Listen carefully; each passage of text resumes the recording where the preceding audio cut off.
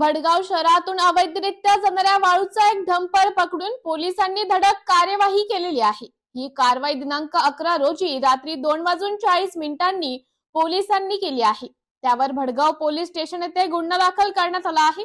या कार्यवाहीने भडगाव शहरासह तालुक्यात गिरणा नदीच्या पात्रातून अवैधरित्या वाळू उपसा करणाऱ्यांमध्ये घबराटीचं वातावरण पसरलेले आहे।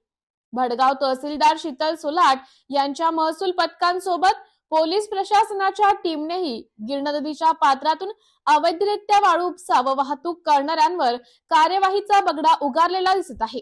त्यामुळे पोलीस प्रशासनाचेही सर्वसामान्य जनतेतून स्वागत होत आहे। मात्र पोलीस प्रशासनाने अशाच कारवाया सतत सुरू ठेवाव्यात अशी मागणी भडगाव शहरासह तालुक्यातील नागरिकांतून होत आहे।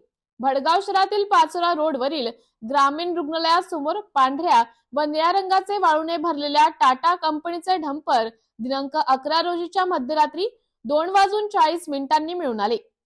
पोलीस उपनिरीक्षक सुनील सोनवणे यांनी फर्याद दिली असून कारवाई करत सुमारे 10,16,000 किमतीची मालमत्ता जप्त करत डंपर मालक अशोक गायकवाड राहणार सारोळा बुद्रुक तालुका पाचोरा व आदेश चौधरी राहणार बाहेरपुरा तालुका पाचोरा या दोघाही संशयितांवर गुन्हा दाखल करत केले आहे। या घटनेचा पुढील तपास पोलीस निरीक्षक पांडुरंग पवार यांच्या मार्गदर्शनाखाली पोलीस उपनिरीक्षक सुनील सोनवणे, सहाय्यक फौजदार Pradeep Chaudhari, police head constable Kishore Sonawane हे करीत आहे।